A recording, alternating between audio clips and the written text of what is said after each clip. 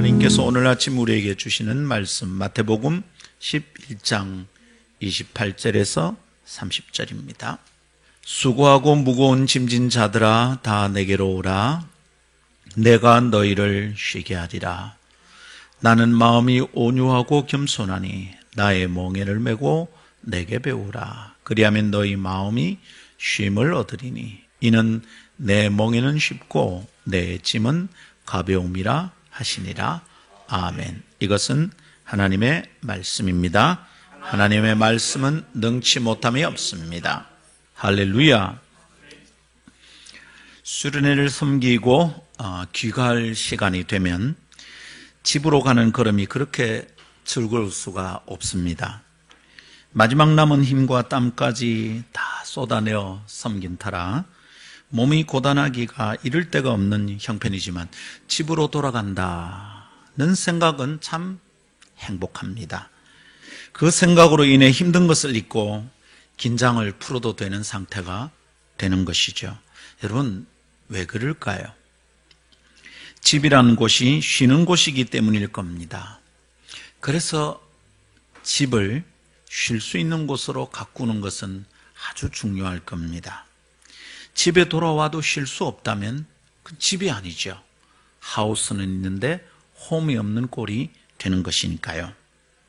집에 가면 쉴 수 있고 거기서는 다른 사람의 시선을 신경 쓰지 않고 좀 풀어지고 느슨해도 괜찮으니 그럴 겁니다.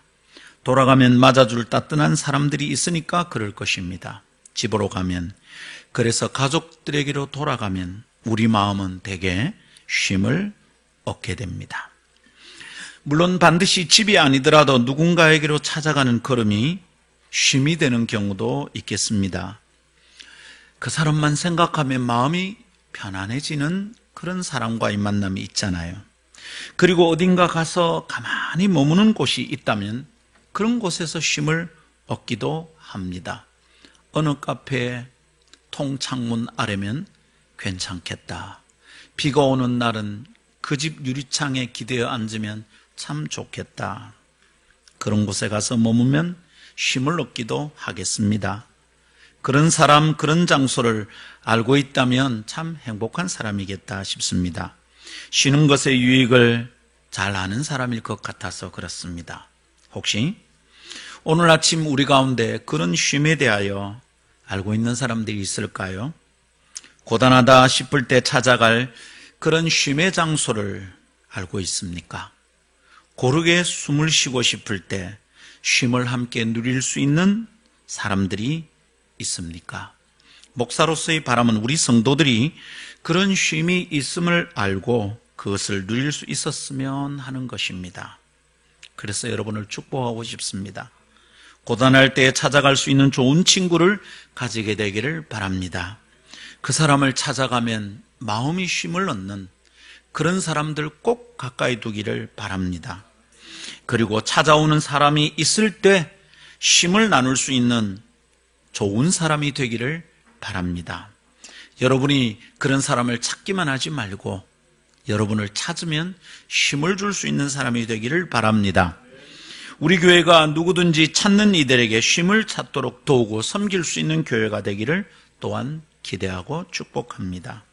그래서 오늘 아침 우리는 찾아가서 누릴 수 있는 쉼이 있음을 알고 그것을 배우고 누리는 새로운 날이 열리기를 기대하며 말씀을 나누고자 합니다.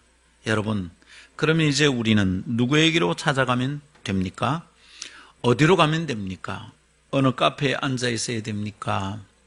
어떤 친구를 만나야 됩니까? 어디로 가고 누구에게로 가야 할까요? 다음 두 가지 묵상의 꼴짜기를 따라 한번 걸어봅시다. 그래서 말씀 안으로 함께 나아가기를 바랍니다. 첫 번째, 예수님 안에서 쉼을 배울 수 있습니다 라는 것이고, 두 번째, 예수님 안에서 쉼을 누릴 수 있습니다. 여기에서 쉼의 비결을 깨달을 수 있기를 바랍니다. 첫 번째 따라합시다. 예수님 안에서 쉼을 배울 수 있습니다. 네, 예수님 안에서 우리는 쉼을 배울 수 있습니다. 예수님은 지금 그런 요청을 우리에게 하고 계신 거예요.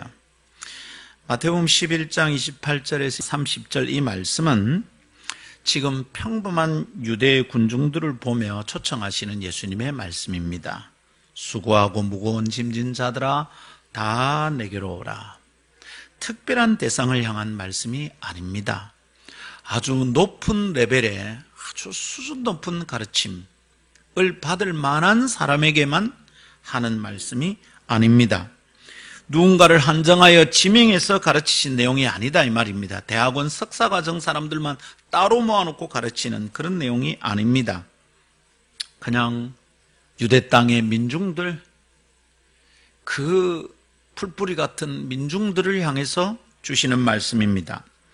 당시 유대 민중들의 고단한 형편과 지독하게 찌들은 삶의 형편, 그 자리를 관찰하고 탄식하며 가르치신 말씀입니다. 그 내용이 뭐죠?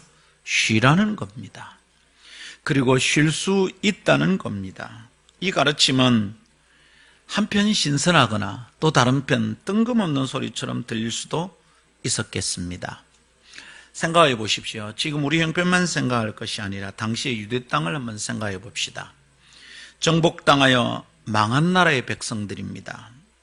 수탈당하는 운명적인 고단한 삶 속에서 쉼을 기대한다는 것은 사치스러운 발상이었겠다 싶습니다. 하루하루 먹고 살기 바쁜데 어떻게 하면 로마 군병들의 눈길을 벗어나서 좀 자유로울까, 그런 생각에 쫓기고 다니는데 쉼이라니 사치죠.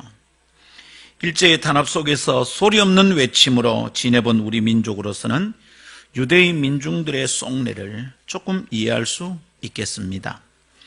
편히 숨쉴 공간이나 시간이 있을 것이라 기대할 수 있었겠습니까? 해방이 가까워오자 민족 반역자들이 극심하게 늘었다는 것은 무슨 의미겠습니까? 쉼은 없겠구나. 편안하게 숨쉴 자유로운 우리만의 역사는 문을 닫았구나. 그런 판단이 있었다는 증거 아니겠습니까? 그러니 1945년 가까워올 때 반역한 자들이, 돌아선 자들이 그 전보다 배나 많았다는 거예요. 여러분, 그러니 길들여진 망한 나라의 얼빠진 정신에 깔려 질식할 것 같은 시대를 살 뿐이었던 겁니다. 여러분, 참된 의미의 쉼이 있었겠습니까? 해방이 되었는데도 8월 15일인데도 그것이 믿어지지 않았던 거예요. 그래서 길거리에 나와서 독립만세, 자유다 외칠 수가 없었던 거예요. 8월 16일이 되었어야 겨우 거리마다 만세를 외치며 뛰어나오는 사람들이 있었다는 역사의 스토리를 읽을 때 알게 되었습니다. 쉼이 없는 시대를 조상들이 살았었구나 이해하게 됩니다. 일제로부터 해방된 날을 기념하는 광복절이 오늘이어서 그런 묵상들이 더불어 더 깊어지고 절절해집니다. 자, 성도 여러분, 그렇게 쉼 없는 삶을 망가진 민족 정신에 깔려서 허덕이는 그 시대를 사는 그 민중들을 향해서 주님이 말씀하고 계시는 거예요. 쉼이 있다고 가르치고 초청하고 계신 겁니다. 여러분, 그 사람들이 예수님이 하시는 말씀, 그 쉼이래 무슨 의미였을까? 그 쉼이란 무슨 의미라고 깨달았을까? 듣는 사람들이 이해할 수 있을 만했을까요? 내게로 와서 쉬어라, 내게로 와서 배우라, 이 말씀이 무슨 말인지 그들은 이해할 수 있었을까요? 그렇지 않았을 것 같아요. 쉬고 싶다는 말을 입에 달고 다는 사람들이었지만 쉼을 경험한 사람들은 드물었던 형편이었을 것입니다. 그 역사적 정황과 삶의 형편을 고려하면 참 쉼에 대한 이해를 하는 것은 어려웠겠다는 짐작을 하게 됩니다. 그러니 주님께서 뭐라 그러십니까? 그런 게 있는 줄도 모르고 어떻게 쉬는 줄도 모르는 쉴 수 없는 그 민중들을 향해서 주님께 와서 배우라고 그러셨던 것입니다. 자, 배우라는 주님의 초청의 말씀을 조금 더 생각해 봅시다. 배우라는 것은 무슨 의미가 담겨 있는 거예요? 배우라는 것은 모른다는 것이 전제된 요청입니다. 알고 있다면 배우라는 요청은 의미가 없는 거죠. 모르는 사람이 배울 수 있는 겁니다.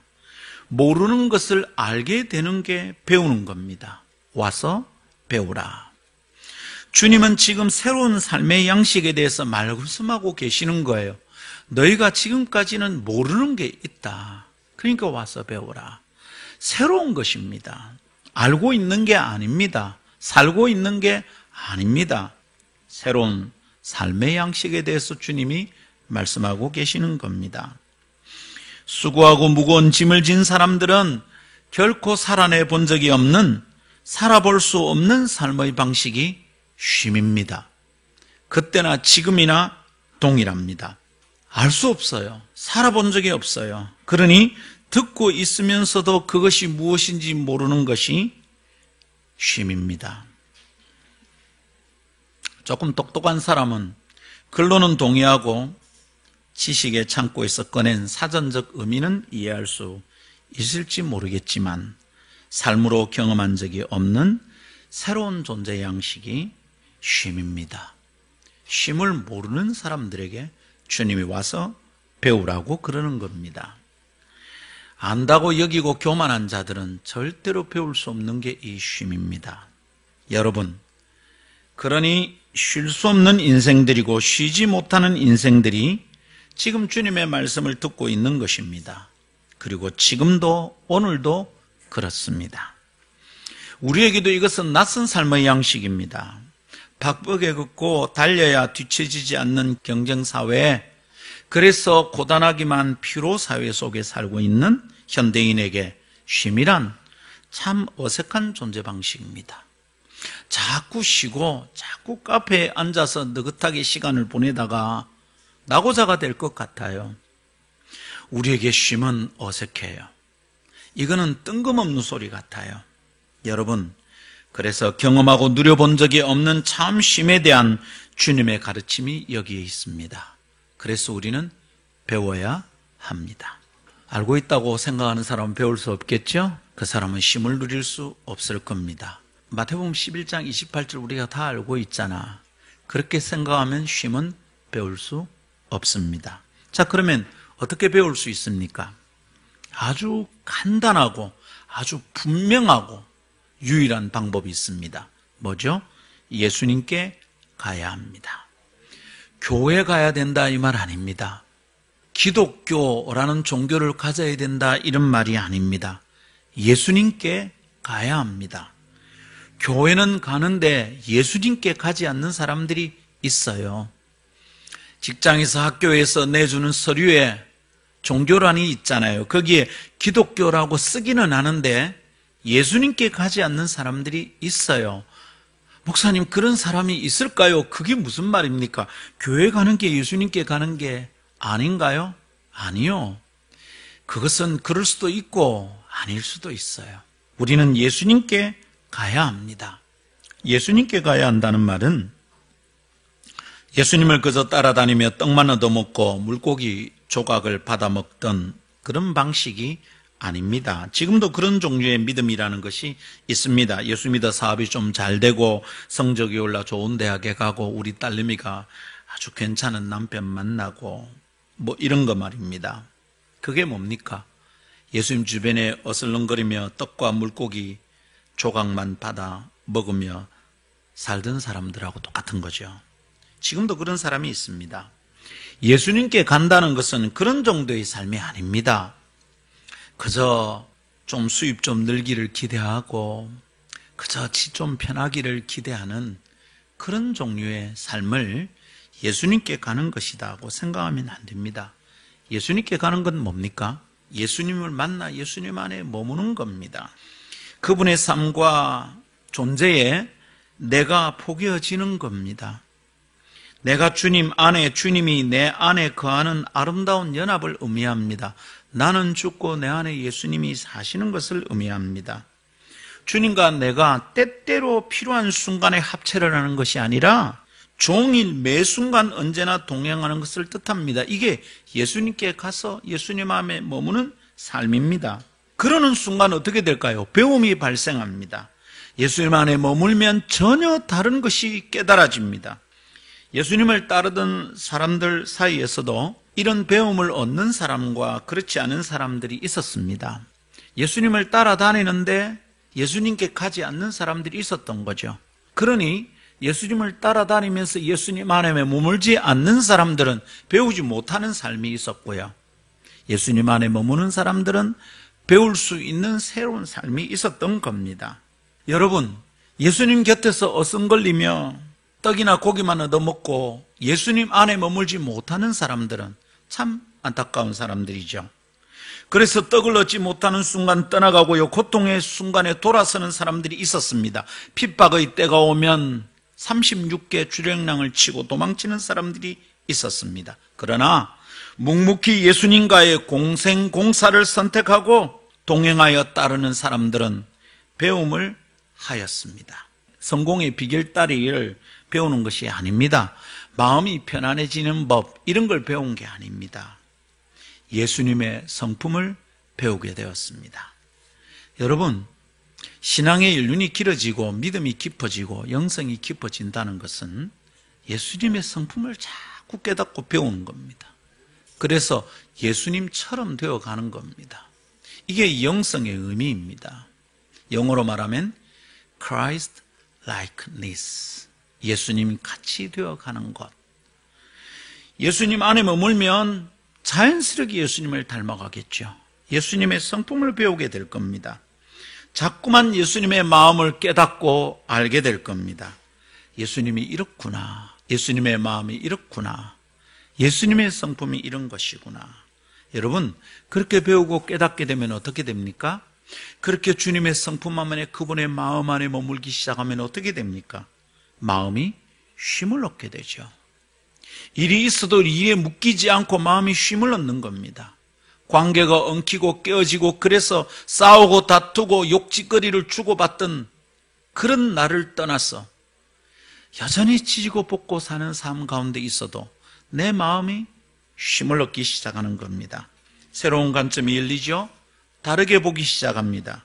새로운 삶의 양식을 터득하는 순간을 맞이하는 겁니다. 그러면 어떻게 되죠? 경쟁하고 시기하고 절망하며 지치고 상한 마음은 드디어 쉼을 얻게 됩니다. 여전히 상대는 적대적으로 나를 노려보고 싸우자고 덤벼들지만 내 마음은 이미 달라졌습니다. 그렇게 싸울 것이 없습니다. 내 마음은 쉼을 얻고 있습니다.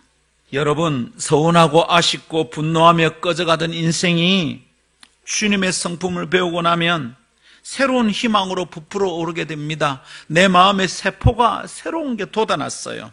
이제는 다른 마음이에요. 그러면 이전처럼 쟁투하고 얻으려고 하지 않아도 되는 쉼을 배우게 되는 겁니다. 그리고 그 쉼을 살게 됩니다. 새로운 삶의 양식이 내 삶에, 내 존재에 배어들기 시작합니다. 성도 여러분, 기억합시다. 예수님 안에서 쉼을 배울 수 있습니다. 그러니 우리는 예수님께로 가야 합니다. 교회당으로 가는 게 아니라 예수님께로 가야 합니다. 주일 예배에 가는 게 아니라 예수님께로 가야 합니다. 구역 예배 모임에, 목장 모임에 가는 게 아니라 예수님께로 가야 합니다.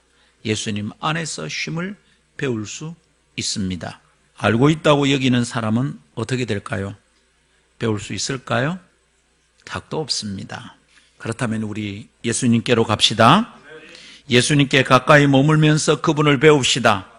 예수님과 동행하면서 예수님처럼 보고 생각하며 살아볼 수 있습니다. 예수님처럼 희망하고 실제의 삶을 구체적으로 살아봅시다. 그래서 예수님의 마음을 이해하고 그분의 성품을 배울 수 있을 겁니다. 그분의 말씀과 성품을 지속적으로 묵상하면 주님께 배울 수 있습니다. 그런 배움의 결과 우리 속에, 우리 앞에 새로운 삶이 열리는 줄 믿습니다. 그것이 여기 있는 성도들의 삶이 되기를 바랍니다.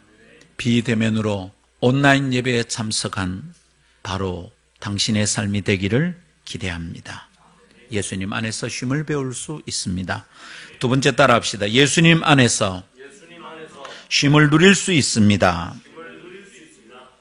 예수님 안에서 쉼을 배울 수 있을 뿐만 아니라 예수님 안에서 쉼을 누릴 수 있습니다. 자, 예수님의 초청을 다시 들여다봅시다. 내게로 와서 쉬어라. 그럽니다. 예수님께 가서 그분의 생명 속에 머물게 되면, 곧 예수님과 연합하여 동행하게 되면 쉼을 누리게 된다는 초청입니다.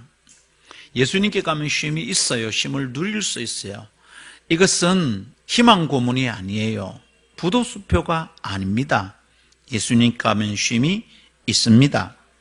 예수님께 가면 예수님 안에서 그 쉼을 배울 수 있을 뿐만 아니라 그 쉼을 누리게 됩니다.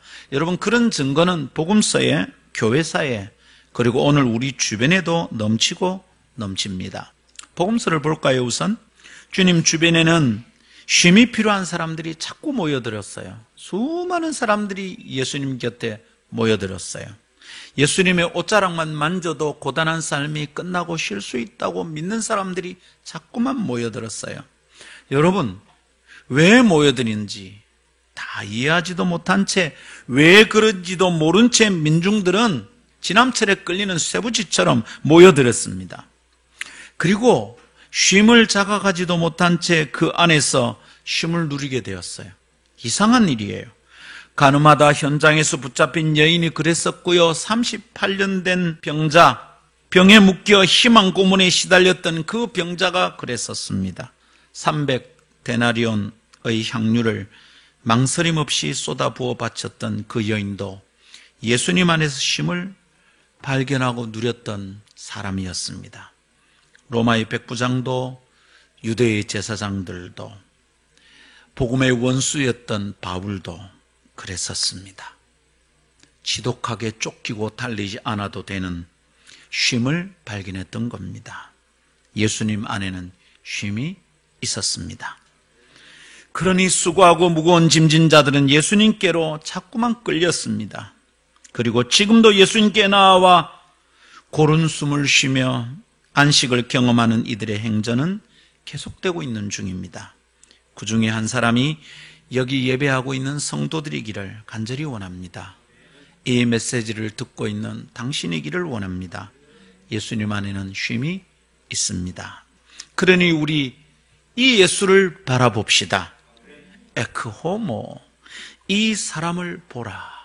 에크호모, 보라 이 사람이로다. 빌라도의 말입니다. 에크호모, 보라 이 사람이다. 이 사람을 보라. 빌라도의 그 한마디, 내가 보니 그에게서 죄를 찾을 수가 없다. 그러니 너희 유대인들아 이 사람을 보라. 좀 똑똑히 보라.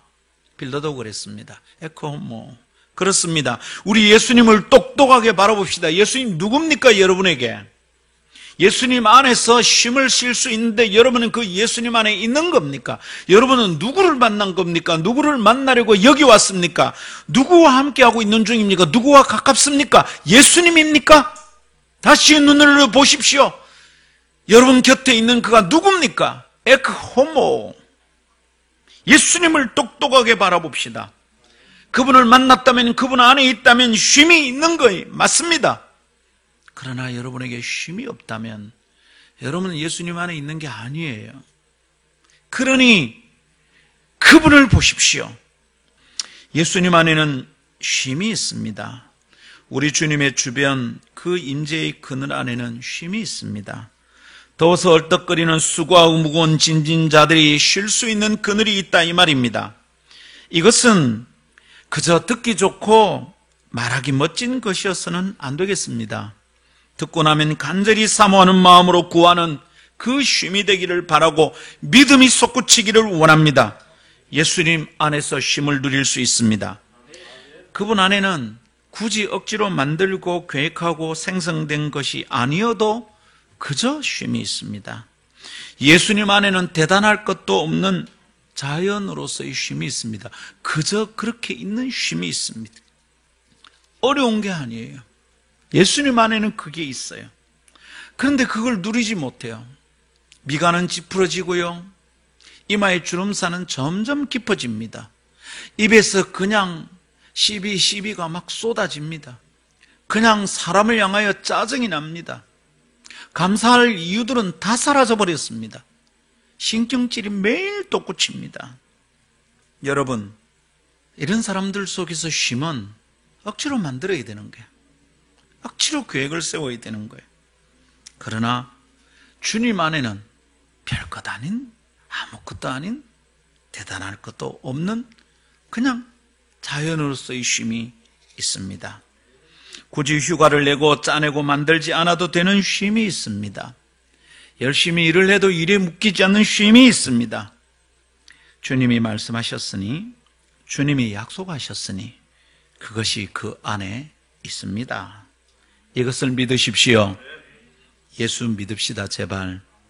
이것을 믿고 우리는 그분께로 나아갈 수 있기를 바랍니다. 그리고 그 쉼을 배우고 그 쉼을 예수님 안에서 누리도록 합시다. 그러나 예수님을 건성으로 따라다니는 자들은 그 당시나 지금이나 매 한 가지로 쉼을 누리지 못합니다.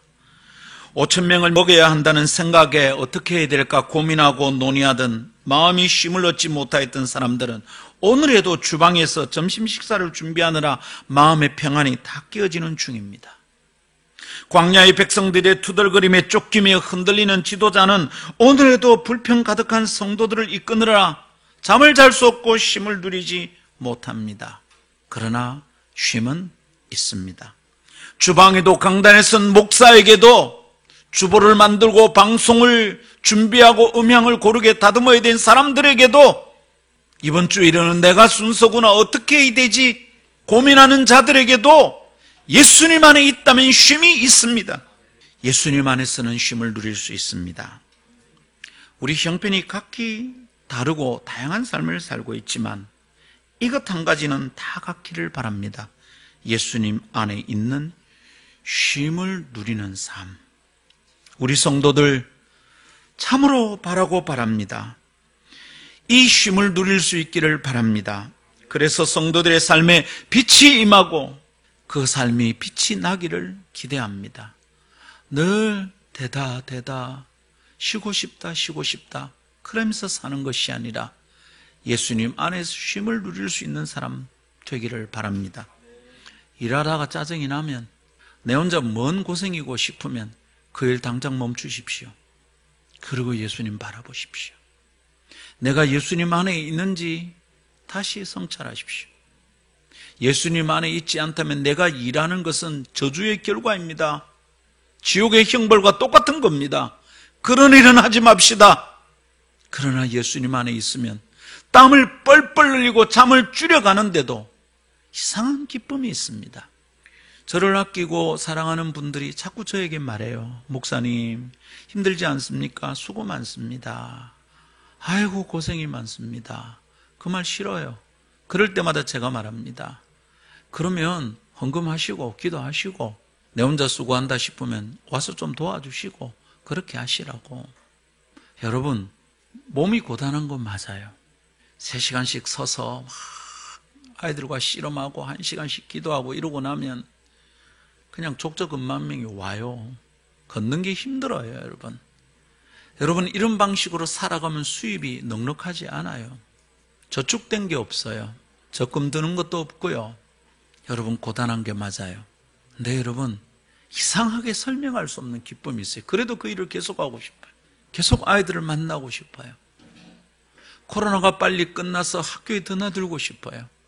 학교 앞 롯데리아에서 아이들을 만나서 얘기하면서 막 햄버거 나눠주고 싶어요. 이수련회 주소련회 정신없이 쫓아다니고 싶어요. 여러분, 그게 뭐가 유익하다고, 제게 무슨 유익이 있다고요? 그게 목자들실이 돈이 많이 되는 일입니까? 돈 그래 받아서 목사 뭐 했습니까? 집을 샀습니까? 마누라 주머니에 갖다 넣어줬습니까? 한 푼도 없습니다, 여러분. 일을 왜 합니까? 고생 아닙니다, 여러분. 힘이 드는데도 누가 알아주지 않는데도 이상합니다. 기쁨이 있습니다. 그 일을 하면서도 나는 쉼이 있다는 것을 발견합니다. 물론 항상 그렇고 늘 그렇지 않아서 아직 나는 수양이 더 필요하구나, 더 예수님을 깊이 묵상해야 되겠구나 생각할 뿐입니다. 성도 여러분, 예수님 안에서 쉼을 누릴 수 있습니다. 지난주에도 우리가 깊이 묵상했지만 일을 안 하고 멈추고 있는 것이 쉼이 아닙니다. 예수님 안에 있는 것이 쉼입니다. 그러니까 교회 가지 말고 예수님께 나아갑시다. 자, 우리 삶에 조금 더 가까이 적용해보고 깨닫기 위해서 참된 쉼을 누린 경우를 하나만 더 찾아서 살펴보는 것이 좋겠습니다. 다윗입니다. 다윗의 인생을 요약하며 정돈한 시편을 고르라면 저는 시편 23편을 고르겠습니다. 거기에 다윗의 다양한 삶을 요약해서 잘 설명해 놨어요. 사망의 음침한 골짜기를 지나던 그의 인생의 순간이 있었다, 그렇게 고백하는 것을 봅니다. 실제로 그렇지 않습니까? 그죠? 원수에게 쫓겨다니던 숨가쁜 상황들이 있었던 것을 우리는 압니다. 그런 형편 속에서 그에게는 참 위로가 필요했고요, 모자란 게 많았어요.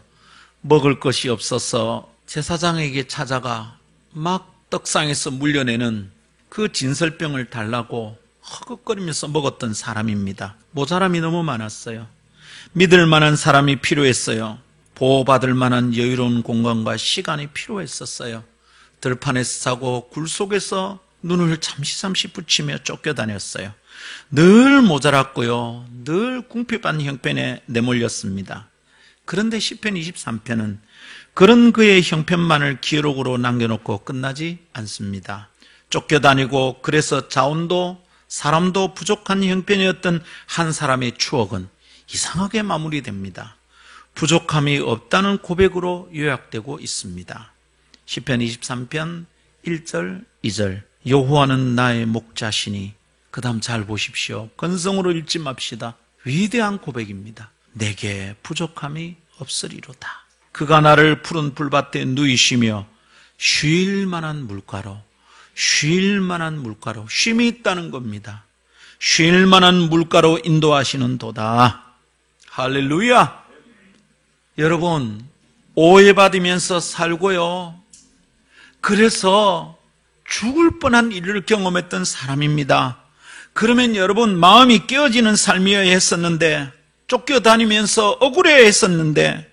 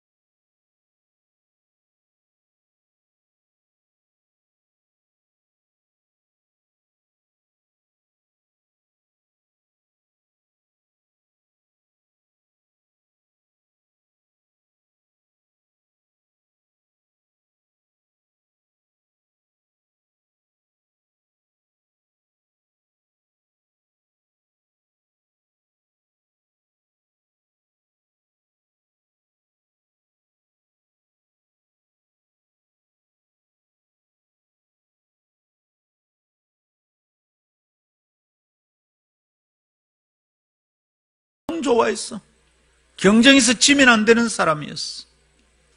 우리하고 똑같아. 그런데 우리하고 달랐어.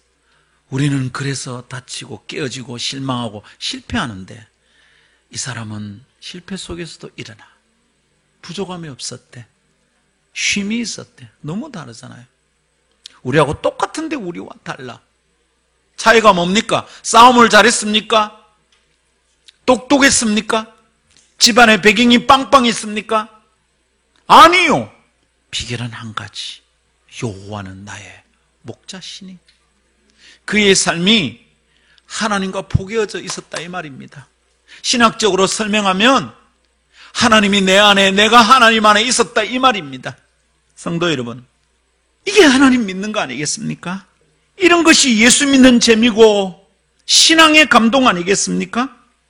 주님을 믿고 따르는 길에서 나는 고난과 어려움을 겪었지만 부정함이 없었다. 예수님을 믿고 따르는 주님께 헌신한 길에서 나는 쫓기듯 살아왔지만 실만한 곳으로 다니는 것과 같았다. 내 영혼은 참 평안했다. 나를 죽이려고 달려드는 사람이 있고 나를 모함하고 엉뚱한 소문을 만들고 나는 생각 속에 생각해 본 적도 없는 것들을 말을 지어서 소문으로 떠다니게 하는데 얼마나 고단합니까? 얼마나 짜증이 납니까? 그럼에도 나는 평안했다. 쉼을 누렸다. 이런 고백을 할 수 있는 것이 찐 그리스도인 아니겠습니까? 그게 그리스도인의 삶의 차이입니다. 그것이 예수 믿는 클래스입니다. 찌질한 삶은 여기서 끝이 나는 겁니다. 힘들다 죽겠다 예수 안 믿는 사람들하고 우리하고 무슨 차이가 있는 겁니까? 돈 있으면 좀 해볼래? 승진하면 기뻐서 우쭐우쭐, 휴가 받으면 싱글벙글, 휴가 끝날 때는 또 어떻게 사나? 월요병에 시달려서 시들시들. 예수 안 믿는 사람과 예수 믿는 내가 뭐가 다릅니까? 예수 믿는 클래스는 예수 안에 있는 자들이 누리는 쉼입니다. 참 이상하죠. 저 사람은 뭐가 저래 사람이 마음이 평안할까? 원래 그 사람이 태어난 성질이 별 욕심도 없고 천하태평인 사람이 누리는 상태를 말하는 게 아닙니다. 뭐 일도 없고 맨날 노는 사람이 누리는 형편을 말하는 게 아닙니다. 바빠요. 도전하고요. 뛰어다녀야 돼요. 그런데 예수님 안에 있으면 그게 달라진다 이 말입니다. 이 쉼을 예수님 안에서 누리며 살아갑시다. 말씀 정돈합니다. 참된 쉼, 이거 있습니다. 믿습니까? 근데 이게 살다 보면 절대적으로 필요한 삶이고 배움인데 결코 배우지 못하는 사람들을 만납니다. 어떤 사람들입니까? 알고 있다고 착각하는 사람들이에요. 내가 뭐 일을 멈추면 내가 쉴 수 있다고 생각하는 사람들이에요. 내가 뭐 이 직장 그만두면 그때부터 좀 편한 거지. 이 오해하는 사람들이에요. 자기가 쉼을 알고 있다고 착각해요. 그러니까 배워야 되는데 못 배우니 평생 쉬지 못하고 살아갑니다. 자신이 모른다는 것을 모르는 사람들입니다. 착각하고 자만하며 오해하며 살아가는 사람들입니다. 평생 쉼을 가장하여 꾸미면서 살 뿐입니다. 비결의 첫걸음은 내가 쉼을 알지 못하고 누리지 못하고 있다는 것을 인정하는 것입니다. 그것이 시작이 됩니다. 그리고 우리는 예수님께 가서 그 쉼을 배울 수 있습니다. 예수님 안에서 쉼을 배울 수 있습니다. 그러면 전혀 다른 차원의 삶이 있다는 것을 깨닫고 그 참된 삶을 배우기 시작할 겁니다. 예수님의 마음과 성품을 배우고 닮아가며 누구든지 쉼이 넘치는 삶을 배우게 됩니다. 그렇게 예수님 안에서 쉼을 배운 사람들은 지식이나 정보가 아니라 실제로서의 삶을 누리게 됩니다. 예수님 안에서 쉼을 누릴 수 있습니다. 참된 쉼을 얻고 누리게 되는 것을 믿으십시다. 힘들고 고단한 삶의 형편이 나아졌기 때문이 아닙니다. 여전히 그 삶이 그 삶입니다. 그렇지만 내가 예수님 안에 있는 겁니다. 예수님 안에서 다르게 보는 눈과 마음을 얻었거든요. 그리고 다르게 사는 새로운 삶의 양식을 배웠거든요. 그래서 전혀 다른 삶을 살게 되는 겁니다. 여전히 그 삶이 그 삶이겠지만 완전히 다른 새 삶이 열리는 줄 믿습니다. 이것을 믿고 예수님을 붙들고 살아내 봅시다. 그저 인스타그램에 올리고 페이스북에 올릴 그럴듯한 사진을 찍으려고 카페에 가서 폼 잡는 쉼이 아니라 예수님 안에서 참으로 누리는 쉼이 있습니다. 일이 다 떨어지고 거래처도 다 동이 나서 일을 멈출 수밖에 없는 상황이 되어서 가만히 있는 쉼이 아니라 바쁘고 분주하고 뛰어다니고 나를 찾는 사람이 많고 내가 찾아갈 사람이 많아도 내가 예수님 안에 있으면 쉼을 배우고 쉼을 누릴 수 있음을 믿읍시다. 그런 사람들이 지금도 수고하고 무거운 짐진 자들에게 그늘이 되는 삶을 살 수 있음을 믿읍시다. 이김과 부활이 되신 우리 주 예수 그리스도의 은혜와 하나님 아버지의 놀라우신 사랑과 성도의 눈물을 닦아주시는 성령님의 위로하심과 격려하심과 성도 가운데 교통하심이 주의 말씀 따라 교회 가는 게 아니라 예수님께 가고 예수님 안에 머물러 참 쉼을 배우고 누리며 살고 싶다, 살아가리라 결단하는 너희 온 무리와 함께 있을지어다. 아멘.